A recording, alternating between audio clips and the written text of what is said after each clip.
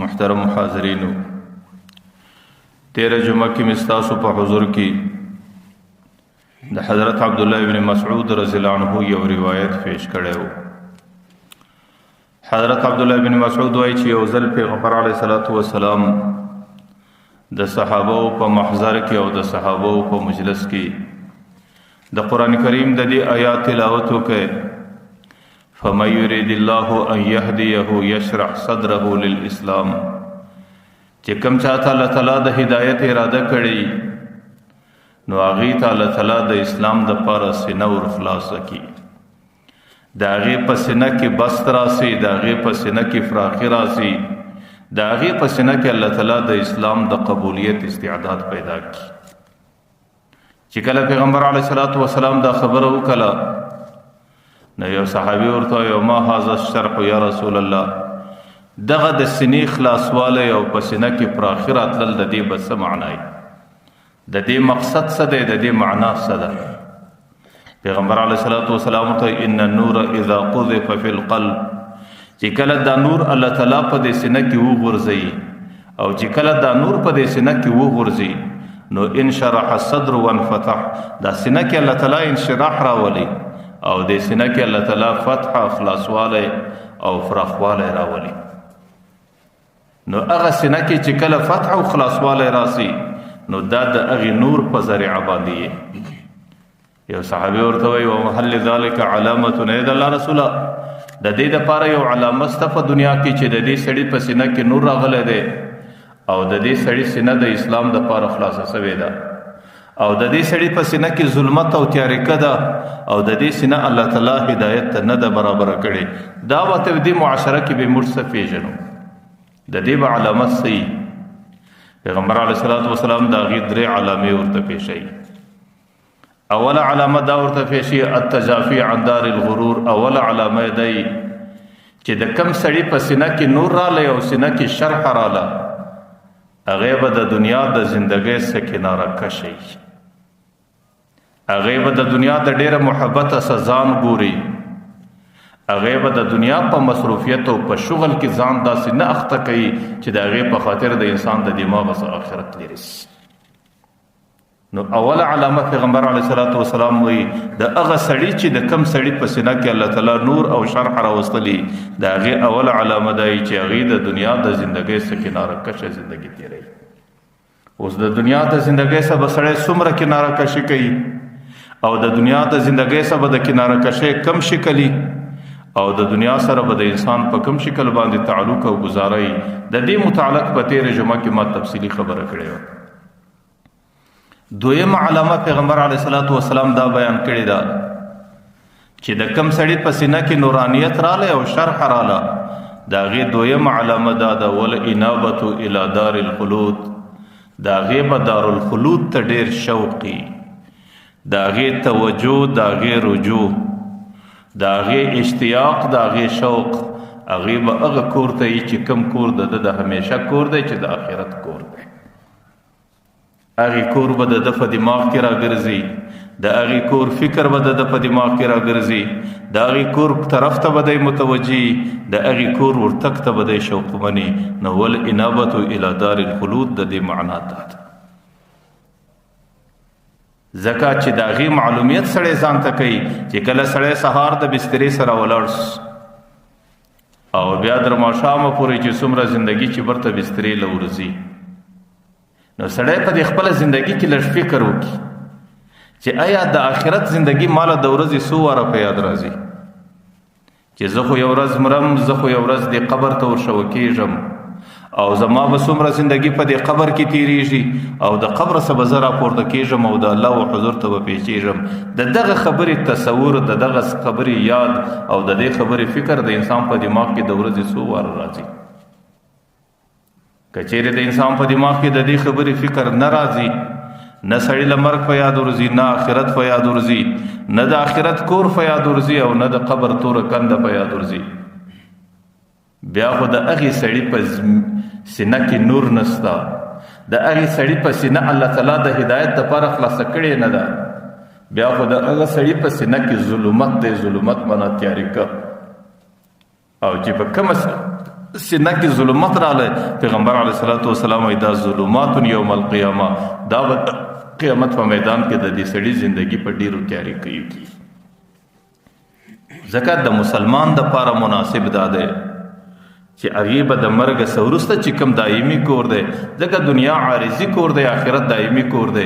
چې په دې عارضی کور کې د کله اوسېږي د دایمي کور تصور وکړي، د هغې یاد به کوي، هغې ته به متوجي او هغې ته به رجوع کوي او د هغې په شوق، د هغې په رغبت او په میلان کې به خپل ژوند تېروي. نو چې کله د هغې طرف ته متوجه دی، د هغې مراقبه به کوي. او چې کله سړی دنیا کې د آخرت مراقبه کوي، نو دې ته ویل کېږي والانابة الی دار الخلود. زموږ بزرګانو باقاعده د دې لپاره یو مراقبه یې شی ده، لکه ډېر صوفیه کرام هغې ته مراقبه د موت د مرګ مراقبه کول، چې سړی به د ورځې یو 15 منټه ټیم دی، یو 10 دقیقې ټیم دی، یو 8 دقیقې ټیم دی.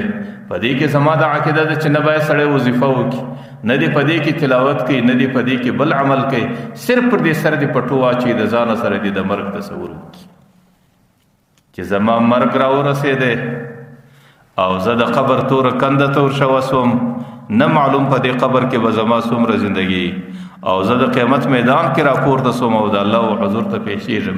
د دې خبرې مراقبه دې ته وایي مراقبه د موت، د مرګ مراقبه کول. او د مرګ مراقبه کول انسان ته په دینی ژوندۍ کې دا ډېره لویه مؤمن دی، معاون دی، انسان ته ډېر کومک ورکوي او د انسان پر آخرت باندې ډېر تقویت او قوت ورکوي. چې د کم سړی روزانه خپل مرګ په یاد کړي او خپل آخرت یې په یاد کړي، نو دې ته مراقبه د موت ویل کېږي. او مراقبه د موت د انسانانو د ژوندۍ لپاره لوی بنیاد دی. او زموږ صوفیه کرامو د انسان د اصلاح لپاره بهترین عمل هغه مراقبه د موت بللی ده، چې انسان د ورځې باید چې د خپل مرګ او د خپل آخرت یو څه تصور وکړي. حکیم الامت حضرت اشرف علي تانوي رحمت الله علیه لیکلی دي چې انسان نور که هر څه ذکرونه کوي، که وظیفې کوي، خو د هغې د ټولو څه مخکینی عمل دا دی چې انسان د ورځې یو 10 دقیقې ټیم د دې لپاره انتخاب کړي چې زه به د مرګ یاداشت کوم. د سهار د لمانځه څخه بعد په مسجد کې یو صدقې کښېنه او پر سر باندې پټو راواچوه او د ځانه سره دا تصور وکړه چې زما د مرګ وخت راورسېدی، حضرت عزرائیل علیه السلام رالی او زما د روح اخیستلو انتظار دی، او زما په دې دنیا کې نن آخرنۍ ورځ ده، او زما په دې دنیا کې نن آخرنۍ شپه ده، او زما د زندګۍ په دنیا کې نن آخرنۍ ګړۍ او آخرنۍ ساعت. لاړ د ځانه سره دا تصور وکړه، د مرګ تصور وکړه چې وروسته به زما سره څه کېږي. پیغمبر علیه السلام حدیث دی، پیغمبر علیه السلام وایي که دغه د مځکې پر مخ حیوانان هغې په دې خپل مرګ باندې داسې اګاه سي لکه تاسو چې په اګاه یاست، که هغې ته د خپل مرګ داسې معلومات وسي لکه تاسو ته چې کوم معلومات شته چې د مرګ بعد زما سره څه کېږي، بیا به د دې مځکې پر مخ باندې ته چاغ حیوان نه ووینې، بیا به پر دې مځکې پر مخ باندې داسې حیوان نسي پیدا چې هغې د خوراک قابل او انسان هغې ته زړه ښه کړي چې دا به زه وخورم. یعنی دا حیوانان به د مرګ د یاد څخه د خپل بدن او خپلې غوښې ټولې تویي. ځکه د مرګ یاد کول او د مرګ فکر کول، او مرګ کې څه دی، د انسان څخه د بدن روح اخیستل کېږي، او د بدن روح د انسان څخه په کوم شکل اخیستل کېږي. تاسو د دنیا کې ګورئ چې د یوه ګوته د سړي څه پرې کوي څومره تکلیف دی او څومره درد دی، او پر انسان باندې څومره تکلیف راځي. د هغې وجه څه ده؟ ځکه د دې ګوتې څه صرف روح وځي، په دې نور بدن کې پټېږي، د دې روح د وتلو په خاطر باندې دې ګوته دومره تکلیف لري. چې کله د انسان څه د یوه ذره غوښه پرې کوي څومره تکلیف لري، ولې لري؟ ځکه دا غوښه نور روح رخصتوي، روح نور بدن ته ورکوي، دا بې روحه کېږي، په دې وجه باندې دې ته دومره تکلیف دی. نو چې د انسان د ټولو بدن سره روح وځي، د انسان ټولو بدن ته به څومره تکلیف. لکه بعضې احادیثو کې د دې مثال راغلی دی، لکه یو ازغېداره درخته د ککر درخته د درانه ازغې دي، هغې د دې سره صدر دې نوکه پورې د انسان په ټولو بدن کې ځای ونیسي، د انسان په رګو کې، د انسان په غوښو په پلو کې ځای پر ځای سي، او د هغې هغه تنه د انسان در دې سر لوړه ښکاروي، او بیا یو څوک راسي دا درخت را کشوي چې د هغې هر ازغی د انسان د بدن هر جز ځله څیري. د هغې ټولې پلې زله پرې کېږي، د هغې ټولې غوښې زله سریږي، د هغې ټول رګونه سره پرې کېږي. او په دغه شکل باندې دا ټوله ازغیداره درخته د انسان د بدن سره ایستل کېږي. نو چې دا څومره تکلیف لري، بعضې علما لیکي چې د انسان د بدن څخه چې کله روح رخصت اخلي په دغه شکل باندې اخلي. او بعضو لا دا لیکلي دي لکه یو سړی چې حیوان راولي د هغې څخه په ژوند کې پوست کاږي. ژوندی حیوان دی په چړو باندې د هغو څه پوست پرې کوي او سر در نوکه پورې ټوله پوست وي. دغه رقم سر در نوکه پورې چې د انسان د بدن سره روح کېږي هغې په دغه شکل باندې خېږي. نو چې سړی د ځان سره دا فکر وکړي چې زما د روح ختلو وخت را ورسېدی او حضرت عزرایل علیه السلام راغلی زما سره روح قبض کوي. حضرت علی رضی الله عنه به خلکو ته مجاهدینو ته به خطاب کوي، برابر ورته لایي خلکو د الله په جهاد په لاره کې ولاړ شئ، هلته مرګ پیدا کوي. د جهاد په لاره کې مرګ تاسو ته دومره تکلیف درکوي لکه میږی چې سړی وچیچي. لیکن که چیرې تاسو له پر بستره باندې مرګ راغلی نو هغې بیا ډېر تکلیف جن دی. کله به ورته وایي چې پر بستره باندې چې روح خېږي داسې دی لکه یو سړی چې 300 واره په توره باندې وال کېږي. کله به وایي چې پر بستره باندې چې روح خېږي هغې دومره تکلیف لري لکه د انسان ټوله بدن چې په غچانو غچ کېږي. کله به وایي چې پر بستره باندې مرګ راسي د انسان دومره بدن په تکلیف کې لکه د انسان بدن چې د تیلو په دیګ کې ایښول کېږي. بیا به حضرت علی رضی الله عنه هغه خلکو ته ویل ای خلکو په جهاد کې ولاړ سئ، د کور او د بسترې د مرګ سزا نه وګورئ. د کور او د بسترې د مرګ زکندن پر انسان په ډېر سخت حالت کې راځي.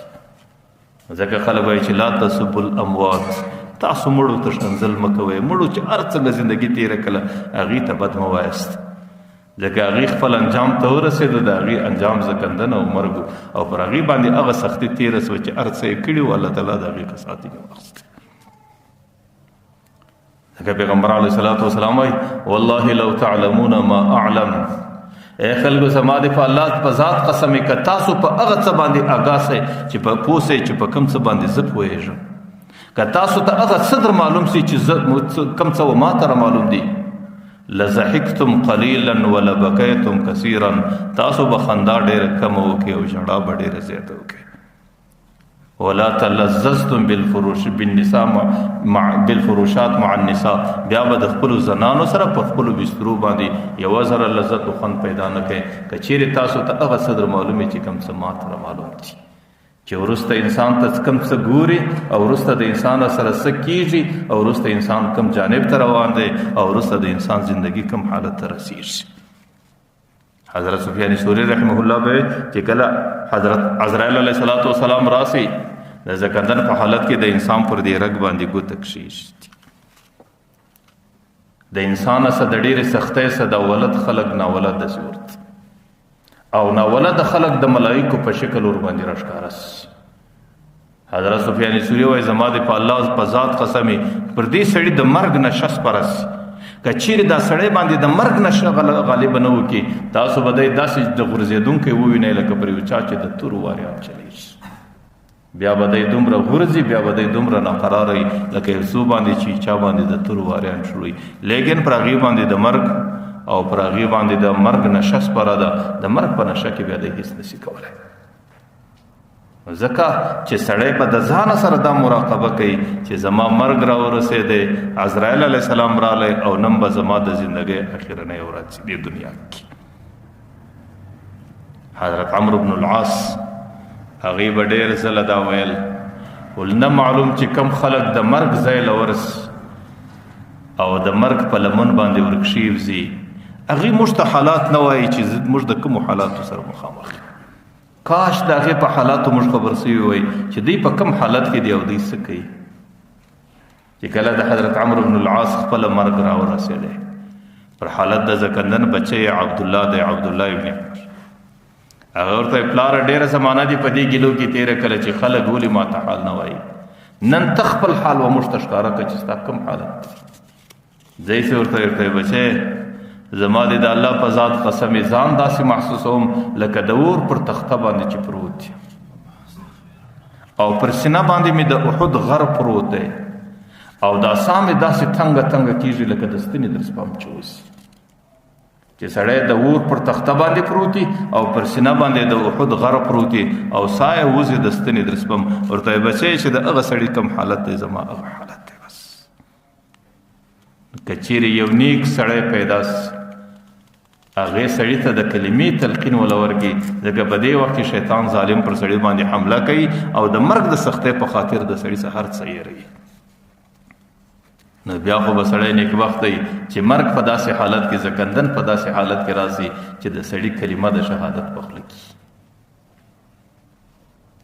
لکه یو روایت کې راځي که چیرې څوک نه وي چې سړی ته د کلمې د شهادت تلقین ولور کی بیا خو حضرت عزرائیل علیه السلام هغې د انسان ته ګوري که چیرې د جماعت په لمنځو کې هغه سړی ډېر لیدل سوی نو بیا حضرت عزرائیل علیه السلام په خپله کلمې تلقین ورکوي او که چیرې د جماعت په لمنځو کې هغه سړی ډېر نه لیدل سوی نو بیا د حضرت عزرائیل علیه السلام د طرفه هغې ته د کلمې تلقین هم نه ورکول کېږي او نه دی د حضرت عزرائیل علیه السلام څخه د کلمې د تلقین تمه کولی شي.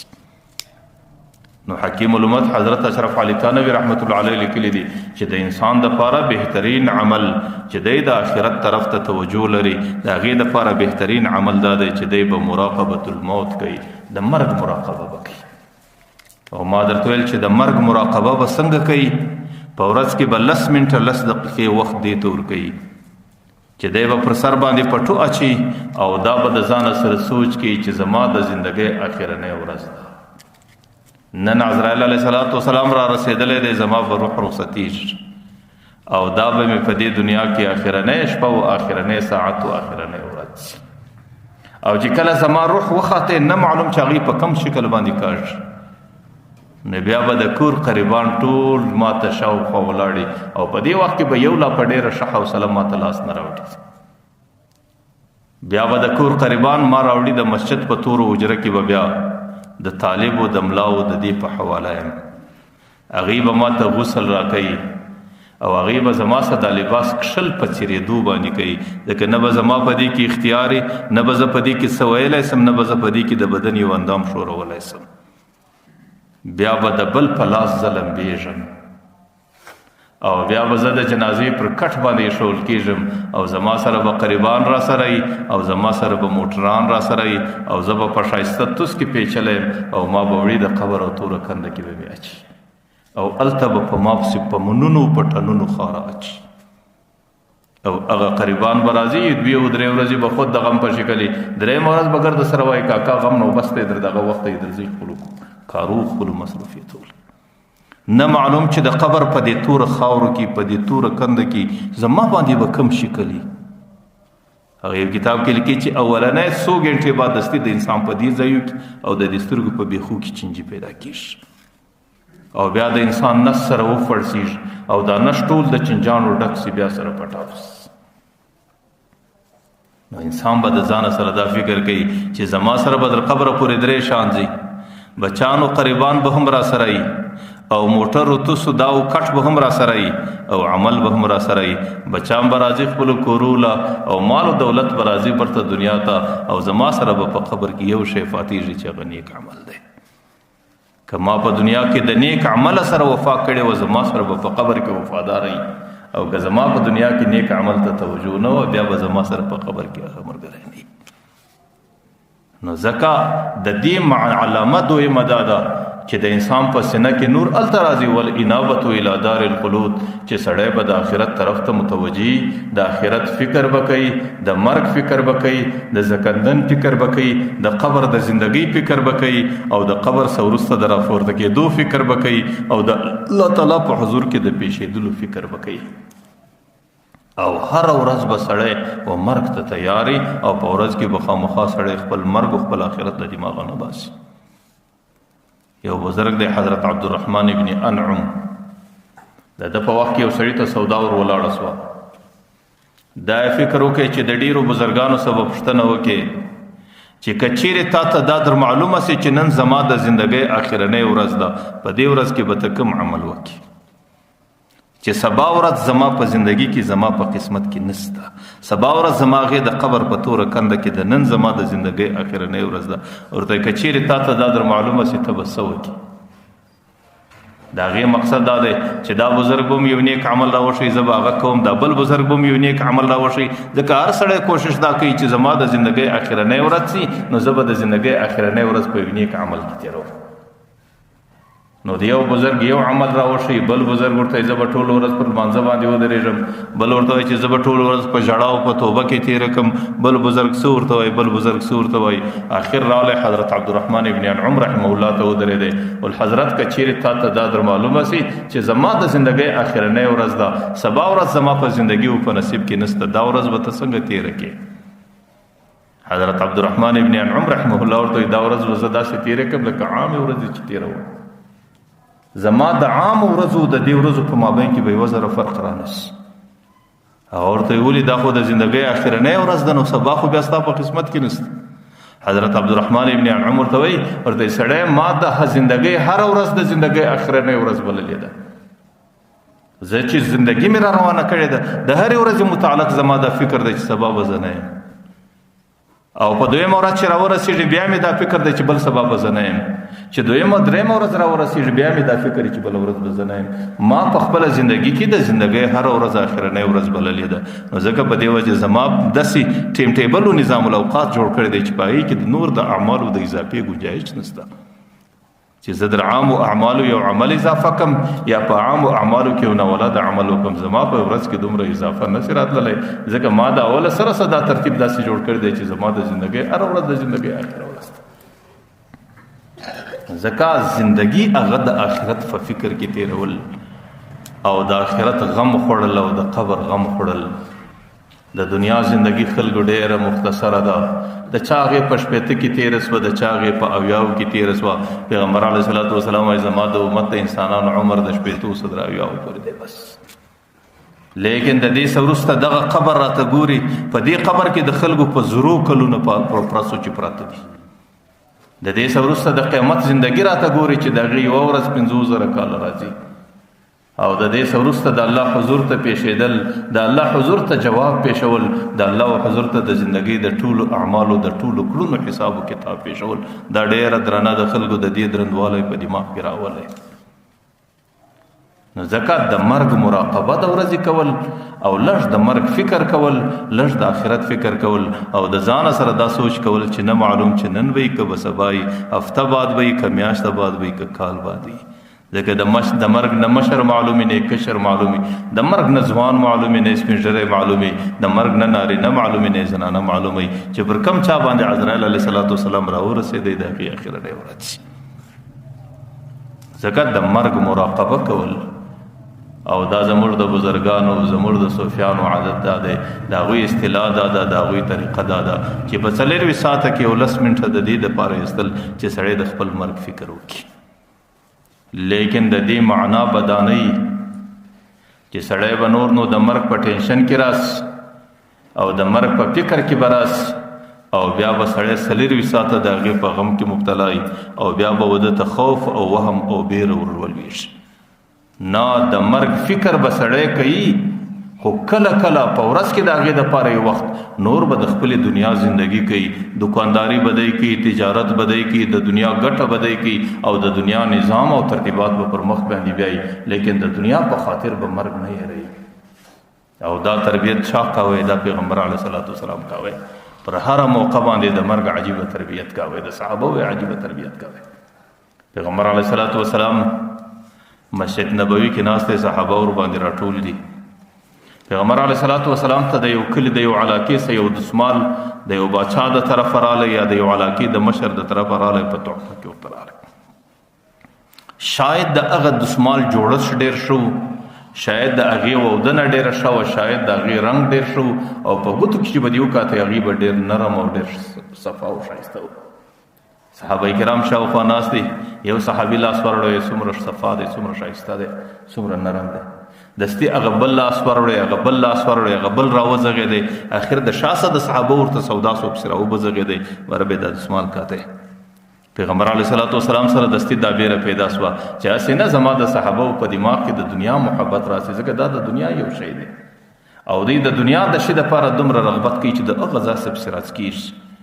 په دې وخت کې سعد ابن معاذ شهید سوی او صحابو ته داسې نوي ورځې وې، بره څه ورته وایي، ورته والله لمنادل سعد بن معاذ احسن من هذا في الجنه.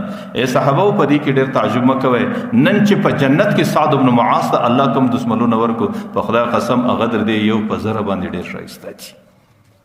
دستی د صحابه دماغ د دنیا د دسمال سره د جنت دسمال ته وړاندې چې خلکو دا د دنیا دسمال دی او دا د دنیا دسمال ختمیږي او دا یو عارضي شی دی او دا یو ظاهر شی دی. د دې بجای چې سړی فکر لري او سړی غوښتنه کوي نو د آخرت د دسمالونو او د جنت د دسمالونو غوښتنه دی وکي. ورته چې نن سعد بن معاذ ته الله تعالی په جنت کې کوم دسمالان ورکو، خلکو هغه د دې دسمالانو سره ډېر ښایسته دي. ځکه د دې شي سره چې کله د دنیا یو شی د سړی په مخ رالی او سړی واخسته، د هغې په مقابل کې دستي آخرت ته سوچ راګرځول او د آخرت څخه نه غافله کېدل. او چې کله سړی د دنیا په محبت کې راسي او د آخرت څخه غافله سي، د انسان دپاره صرف تباهي ده، د انسان دپاره صرف هلاکت دی او د انسان دپاره صرف بربادي ده چې د دنیا په خاطر سړی آخرت ته دماغ وباسي. دا د انسان نادانی ده او دا د انسان ناپوهي ده چې کم سړی د دنیا یو عارضي شی او د آخرت هغه دایمي شی چې سړی عارضي ځان ته خپل کې او دایمي د لاسه ورکي، دا د انسان ناپوهي بلل کیږي. احنف ابن قیس د حضرت عمر رضی الله عنه شاګرد، حضرت عمر رضی الله عنه ورته ویل احنف په دنیا کې نادان سړی څوک دی، بیوقوف سړی څوک دی؟ هغې به ورته وی د دنیا نادان سړی هغه دی چې هغې د دنیا په خاطر باندې د آخرت نعمتونه، د دنیا د نعمتو په خاطر د آخرت نعمتونه د لاسه ورکي، د دنیا د مال او دولت په خاطر د آخرت مال او دولت د لاسه ورکي، د دنیا د یو عارضي زنانو په خاطر باندې د جنت حور او غلمان د لاسه ورکي. ورته زما عقیده دا ده چې د دنیا نادان سړی دغه دی. حضرت عمر ورته په دنیا کې هغه انټرنیشنل نادان څوک دی؟ اجهل، چې په دنیا کې د هغې بیوقوفه نشته. هغه ورته وایي دنیا ډېر بیوقوفه سړی هغه دی چې د بل د خوشحالۍ دپاره، د بل د عزت دپاره، د بل د منصب دپاره، د بل د ګټې دپاره خپل آخرت د لاسه ورکړي.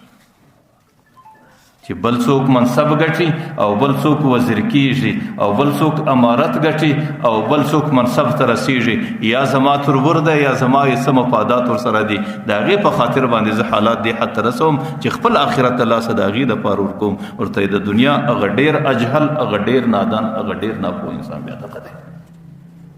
ځکه دنیا دا عارضي ده او آخرت د دنیا محبت چې د انسان څخه د آخرت هیر راسي، دا د انسان دپاره هلاکت دی.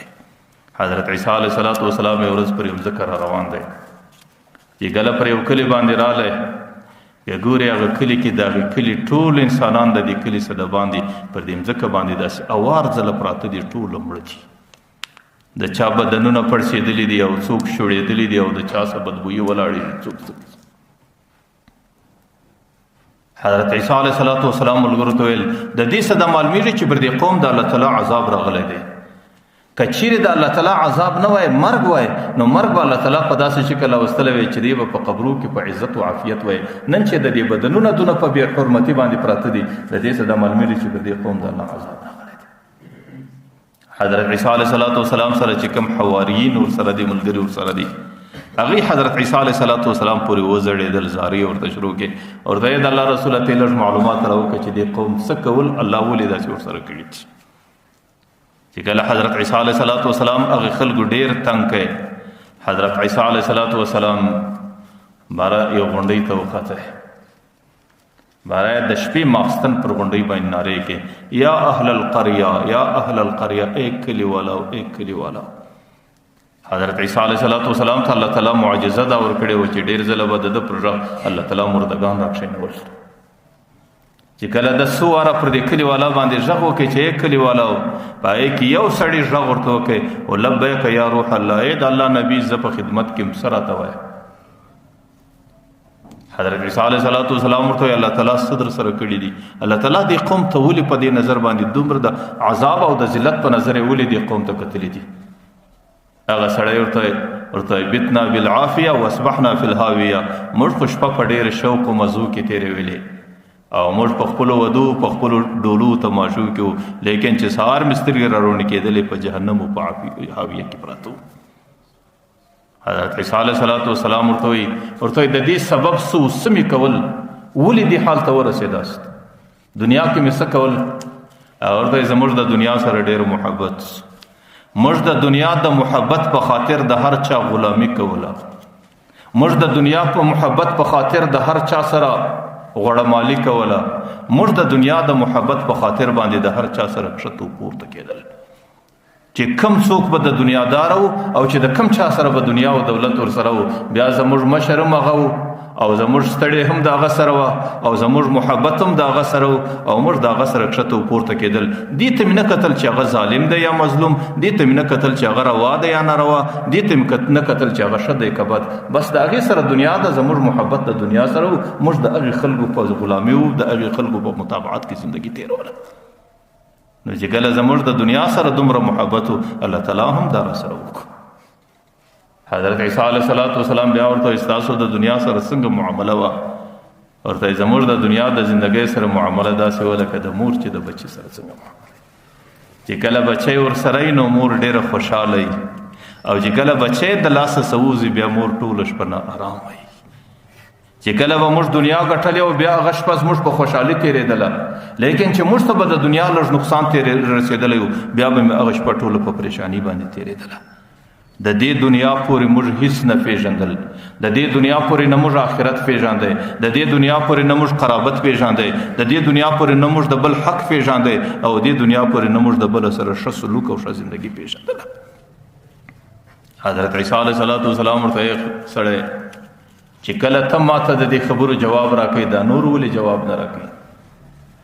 هغه ورته د دې نورو په خلو کې د جهنم جلو دی، هغې په جهنم کې پراته دي او خله د جهنم په جلو ګنډلې دي، هغې به څنګه تا ته جواب درکړي؟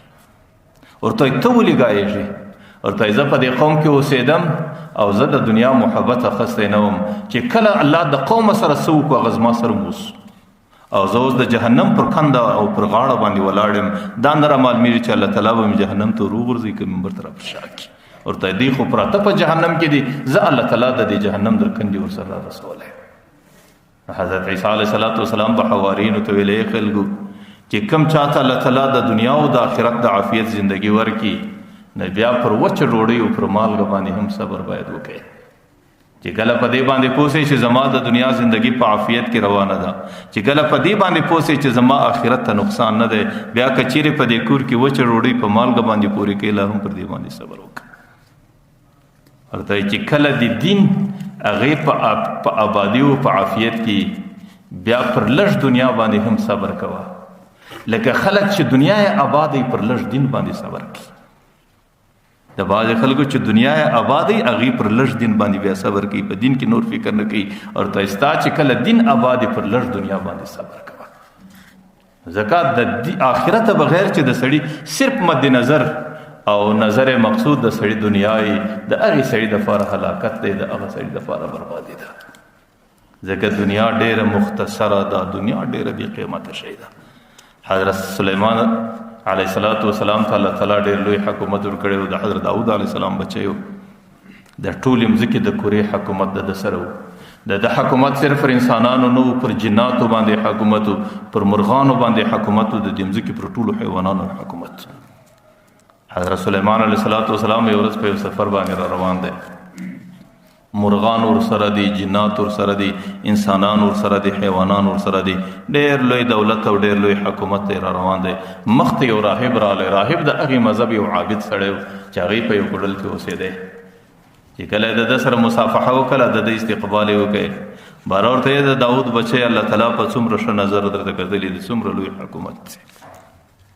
دی څه ورته وایي؟ ورته زما حکومت یو شی نه دی، ورته زما حکومت دومره قیمت نه لري لکه یو سړی چې په دنیا کې و سبحان الله ووایي.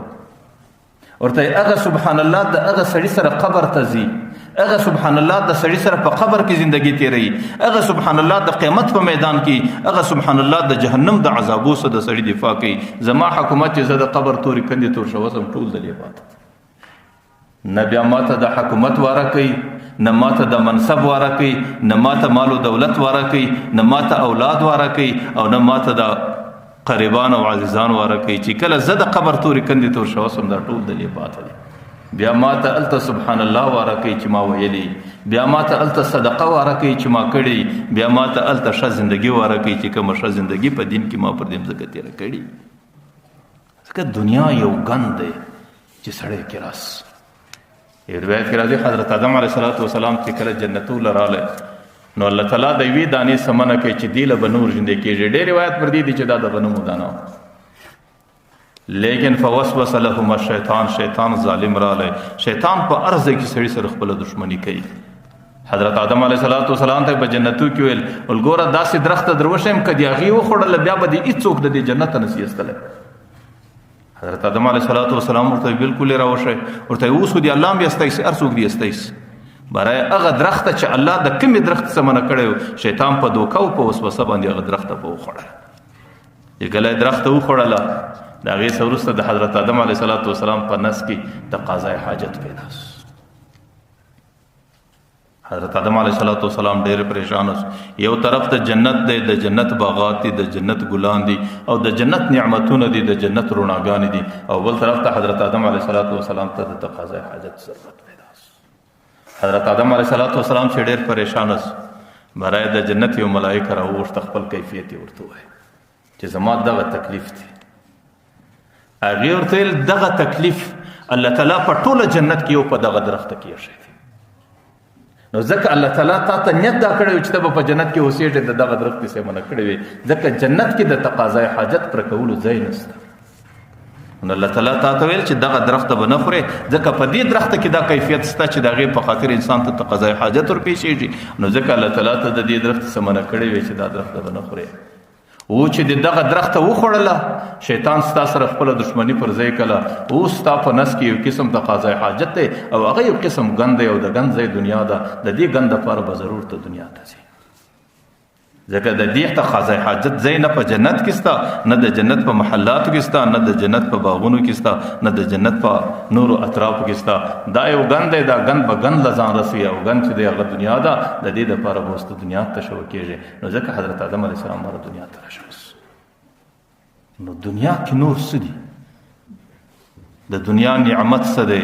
د دنیا عزت څه دی؟ د دنیا منصب څه دی؟ د دنیا مال و دولت څه دی؟ ژر ختمېدونکي، ژر عارضي راتلونکي. حضرت نوح علیه السلام چې هر څومره ژوند کې تېر کړي، حضرت نوح علیه السلام 1000 کاله عمر کې تېر کړي. یو چا ورته ویلی نوح دا زندګي څنګه تېره شوه؟ ول بس یوه کوډلو په یوه دروازه یې راننوت، نه رابلی ووت. دغه زما زندګي وه، هغې 1000 کاله زندګي په دې شکل تېره کړه. نو زما او ستا څو کاله زندګي ده؟ زموږ څخه مخکې قومونه تېر شوي دي. قوم عاد د هغې بچی چې به بلوغ ته رسېدی 300 کاله به تېرېدو، د هغې څه وروسته به دی بالغ ګرځېدی. او زما او ستا ټوله زندګي یا 50 کاله دی، 60 کاله.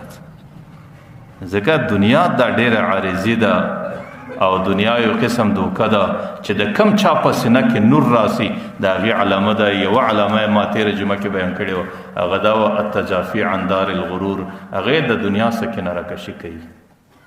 او دویمه علامه یې ما په دې جمعه کې بیان کړه چې والانابة الى دار الخلود، هغې د آخرت فکر لري، هغې د آخرت طرف ته متوجه وي.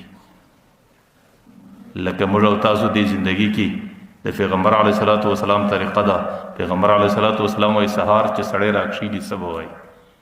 الحمد لله الذي احیانا بعد ما اماتنا والیه النشور. دا دعا ده چې سړی د خوبه راکښېناست، یا الله زه پر دې باندې حمد وایم چې تا ما ته ژوند راکړې، بعد ما اماتنا، دا شپه زما خوب یو مرګ و. په دې کې نه زما حواسو کار کوی، په دې کې نه زما مزاج کار کوی، نه زما عقل کار کوی، او نه زما د بدن اندامو کار کوی. یا الله تا پر ما باندې شپه د مرګ په شکل مسلط کړه، لیکن پر دې حمد وایم بعد چې تا ما ته برته سهار زندگی راکړه. الحمد لله الذي احیانا بعد ما اماتنا. لیکن په هر ځای کې چې راکښېناستې په دې به نه دوکه کېږي چې زما ژوند روان سو. پیغمبر علیه السلام وایي دا دعا به و الیه النشور، یا الله برته تعالی در روان یم. که 1000 سهاره راکښېنم، که 100 سهاره راکښېنم، لیکن یو ورځ داسې راځي و الیه النشور، برته به تعالی درځم. ستا د تګه څه بغیر او ستا د طرفه د ورتګه څه بغیر زما خلاصون نسته. که زه هر څومره سهارونه سهار کم، که هر څومره شپې سهار ته راورسوم، او که هر څومره ژوند هر سهار د شپې د مرګ څخه پیدا کم، و الیه النشور، برته به تعالی درځم. دغه بنیاد دی، دغه شی د دماغ نه ایستل و الیه النشور. که سهار راکښېنم هم به مې دا په دماغ کې و الیه النشور چې د الله طرف ته سفر په نن ورځ کې به روان سي که به نسي روان. چې ماخستن پرېوځم هم به دا زما په دماغ کې و الیه النشور چې د الله طرف ته سفر به په نن شپه کې روان سي که به نشي روان او سبا به روان سي د ورځې به روان سي د شپې به روان سي د الله طرف ته سفر کله به روان سي. دغه فکر دغه سوچ او دغه عقل چې د چا په دماغ کې راسي زما په الله قسم د زندګۍ ټولو مشکلاتو باندې اسانه دي. چې د سړي په دماغ کې دا رااله چې نن به زمرم نه معلوم که نن خلاصم سبا به مرم نه معلوم په دې هفته کې زما اخرنۍ زندګي نه معلوم په دې کال کې په دې میاشت کې چې کله دغه فکر رالی د دنیا ټول مشکلات ختم. نن دا وطنونه نن دا ملکونه نن دا حکومتونه په مشکلاتو کې دي. څه حالت غلا په دې کې روانه ده رشوت په دې کې روانه ده درغلي په دې کې روانه ده اداري فساد په دې کې روان دی چې کم د دنیا مصیبت او کم ګناه ده د ټول په دې کې روان دي. د هغې وجه څه ده؟ د هغې وجه دا ده چې د چا په دماغ کې دا نشته و الیه النشور چې زه به سبا ورځم د خدای و حضور ته به پیښېږم د خدای حضور ته به حساب و کتاب پیښوم. بس هر سړی نن په دې ملک کې رشوت ډېر زیات څه زمانه مخکې د حکومتونو یو اداره جوړه کړه انسداد رشوت ستاني چې دا به د خلک د رشوت سره ګرځي د دې لپاره باقاعده محکمه جوړه سو. لیکن هغه رشوت اخیستل یو په درې چنده سو ځکه پخوا هغه خلکو اخیستې اوس یې نیمه خپله دغه اداره اخلي چې کم څوک تا د رشوت ته بندېدو دپاره ټاکلی دی هغه اوس په خپله در ټولو ډېر رشوت اخلي. زه کله کله دې ته وایم چې کومه سترګه د چوکیدارۍ دپاره درې د ټولو څه مخکې هغه سترګه خلاف کړي چې کوم حکومت کومه اداره هغې د دې دپاره ودرئ چې د خلکو امن به خوندي کړي در ټولو اوله بدامني او اول قتل اول ظلم دغه اداره کوي. حالانکه پیغمبر علیه الصلاۃ والسلام د دې خلکو مشکلات حل کو نه په هغه زمانه کې ادارې وې نه په هغه زمانه کې عسکر و نه په هغه زمانه کې پلانکۍ محکمه وه نه په هغه زمانه کې پلانکۍ محکمه وه نه پلانکۍ محکمه وه چې کله به د یو سړي څه ګناه وسه په خپله به رازغستی ای د الله رسوله پر ما باندې حد جاري کړه زما څه دا ګناه سوی دی. ځکه هغه ته دا ور معلومه و چې سبا آخرت دی او د آخرت په میدان کې دغه ګناه د دې سزا پیښول دا ماته ډېره درنه ده چې په دنیا کې لا ځان ځینې خلاص کړم دا زما دپاره اساني ده. معاذ اسلمي یو سړی دی رالی پیغمبر علیه السلام ته زه خو تباه سوم. پیغمبر علیه السلام ته څنګه تباه سوې ور زما څه زنا وسول. پیغمبر علیه السلام و دې خوا پیغمبر مخ ځینې واړوي د بل طرف ته ورته ودرېږي پیغمبر پر خبره غوږ نه نیسي و شا ته ورته ودرېږي پیغمبر ځان ځینې وپېژني. اخر پیغمبر علیه السلام ته سړی صرف به تا هغه زنانې له لاس ور وړی یا به دې هغه زنانه مچ کړي یا به د هغه زنانو سره تا ملاعبت کړی. دی ورته نه د الله رسوله زما سره زنا سوې ده ما صفا کړه د دې زنا څخه. بیا پیغمبر علیه الصلاۃ والسلام چې هغې باندې شاهدان او د هغې اقرار او دا ټول برابریږي هغه سړی په خوشي دې ته تیارېږي په کنده کې لویږي بیا په ډبرو سنګسار کېږي. یو زنانه غامدیه هغې راځغلی د الله رسوله زه خو تباه سوم. څنګه تباه سوې؟ زه په زنا کې رالم ما په ډبرو سنګسار کړه چې زه صفا سم. پیغمبر علیه السلام بیا ځان ځینې اړوي بیا ځان ځینې اړوي بیا ځان ځینې اړوي ورته یې د الله رسوله ته څه مخ شاته ما کوې زما څه زنا سوې ده زما څه زنا سوې ده زه په هر څه باندې پوهېږم چې زما څه دا غلطیا سوې ده ما په زندګي تباه ده ما صفا کړه. پیغمبر علیه الصلاۃ والسلام ورته وایي زنانې کیدای شي ستا په دې نس کې د زنا څه بچی ورته نه میاشتې به ته انتظار کوې نه میاشتې بعد به ما ته راسي. هغه زنانه نه میاشتې بعد یې د نسه څه بچی پیدا سو برای هغه نه میاشتې کې هغې د دې خپل سنګسارېدو څه سوچ نه خرابېږي نه میاشتې بعد یې هغه بچی ورته راخستی دی د الله رسول هغه بچی مې د بدنه جلا دی اوس مې سنګسار کړ. پیغمبر علیه الصلاۃ والسلام ورته دا بچی به څوک پالي ورته یې ورسه 2.5 کاله به دې بچي ته تی ورکوې 2.5 کاله بعد به راسي. هغه زنانه 2.5 کاله هغه بچي ته تی ورکوي د هغې څه وروسته یې ډوډۍ په لاس کې ورکړې ده ورته یې د الله رسوله دا اوس پر خپله خوله باندې خپله ګزاره کولی شي زما شدو ته ضرورت نه لري پر ما باندې سنګسار جاري کړي. د هغې څه وروسته پیغمبر علیه صلات وسلام بیا پر هغې باندې سنګسار جاري کوي چې کله صحابو په کاڼي باندې وویشته د دې د سر لږ وینه د حضرت عمر یا د حضرت خالد ابن ولید پر دې جامو وموښته. هغې باره لږ بده خبره وکړه دې زنانه ته داسې په بده خوله باندې نسبت وکړي. پیغمبر ورته وایي عمره بده خبره مه ورته کوه دې زنانې داسې توبه وکړه زما دې په الله قسم چې ټوله مدینه د دې په توبه کې خدای بخښي ځایږي.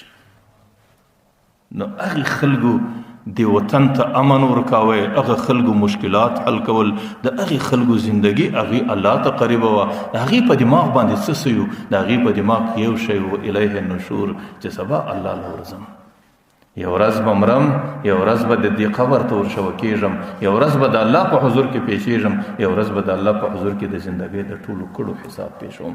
چې دغه شی د سړي په دماغ کې راغلی نو دې ته وایي والانابة الی دار الخلود، چې سړی به د آخرت لږ فکر لري او چې کله د آخرت فکر راغلی الله تعالی دې سینه کې نور راولي، الله تعالی دې سینه کې د هدایت استعداد راولي. الله تعالی